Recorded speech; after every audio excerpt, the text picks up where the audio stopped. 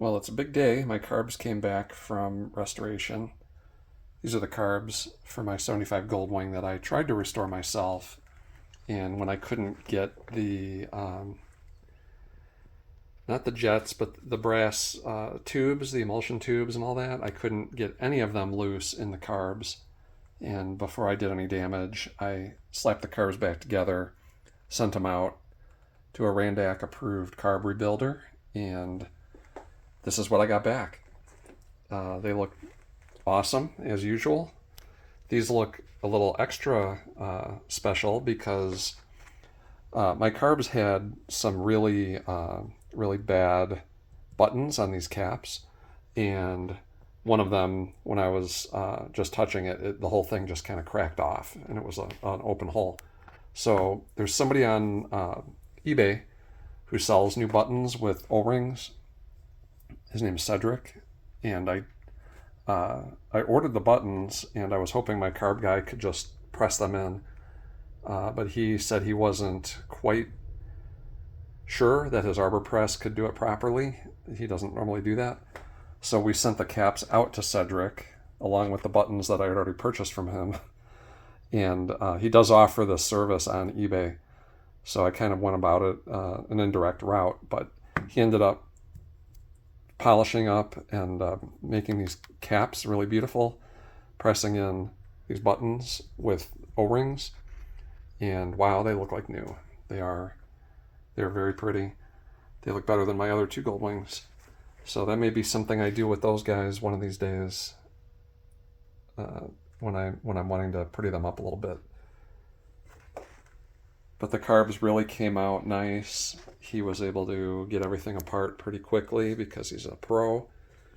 And he did the cleaning. He put in the Randakk's premium rebuild kit. And he put in OEM Honda float valves. He said he does not really want to use aftermarket float valves. He's just seen too many problems, and the Honda ones, even though they're expensive, they're about, I think they're $33 or $34 each plus shipping. It's better to just bite the bullet, put them in, and not have to struggle with float valve problems before you need to. So everything was restored. They look really, really nice. He doesn't do anything too aggressive, so it retains this sort of greenish color to the bodies of the carburetors. I've seen where people vapor blast the bodies, and yes, it does look very bright and shiny and very nice. I was impressed when I first saw that, but I think there's something to be said for keeping the original green finish, and I don't know what that finish is. It must be some chemical process to slow down oxidation of the aluminum, my best guess. But you can definitely see there's kind of a greenish tint to the finish on those things. Unfortunately, when I shipped the carbs to him, it's only one state away, it's not very far, but UPS was not very gentle with the box, and there were some linkage bits that were bent.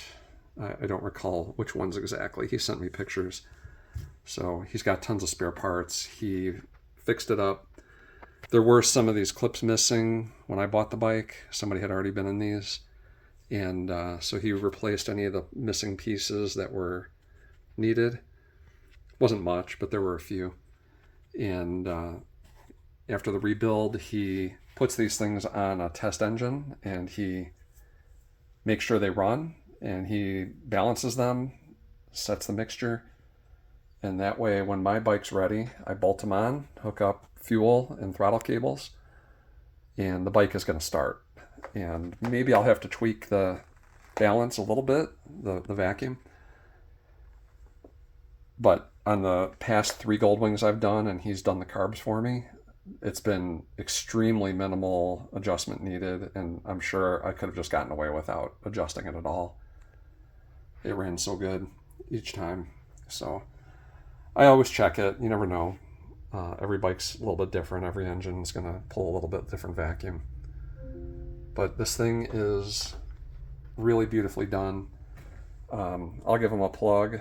The builder is Robin Ray. He's based in Indiana. and I believe it's Rob's Motorcycle Repair is his company.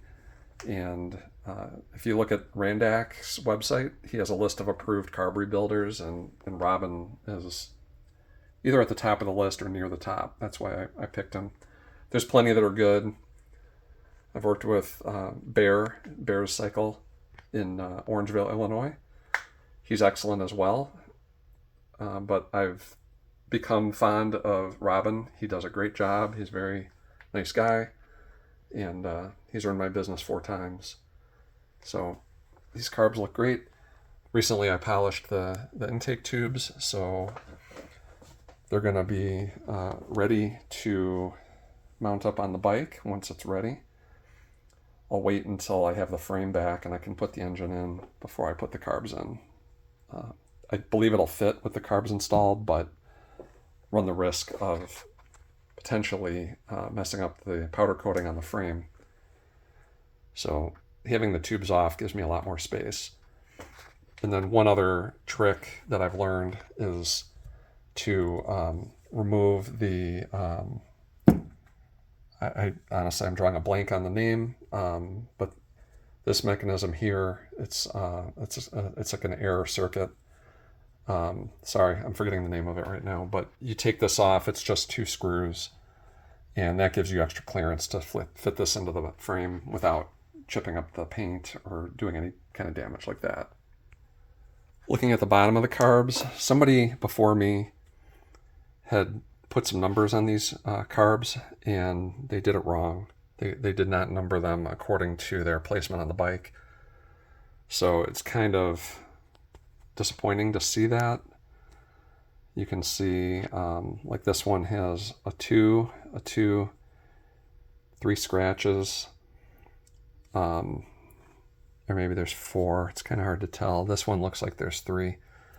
So before my time with this bike, some people tried to keep it going, tried to work on it, and they probably just weren't very familiar, and maybe they got the job done and it was fine, but I don't like the fact that the numbering is wrong on these.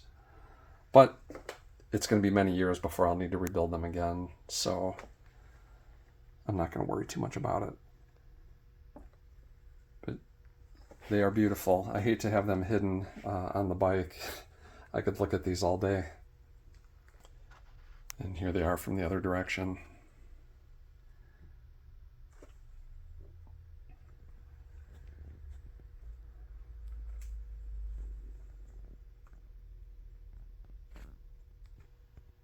So I think that's all I've got for now. I'm happy to have these back. Next step is to chase the powder coater and try to get my frame, swing arm, various brackets, fuel tank. He's had them a while. I'm starting to get a little impatient. But I also don't want him to rush it if I'm hollering at him and have a inferior result. So I'll give him a friendly phone call today probably and just check in, see how things are going. He did have to relocate his shop from one industrial park to another, so I give him some grace for that, but it has been about 125 days or so that he's had my parts, and when we talked a couple weeks ago, he hadn't done them yet, so see how that goes, and hope you enjoyed the new carbs. They're sure beautiful.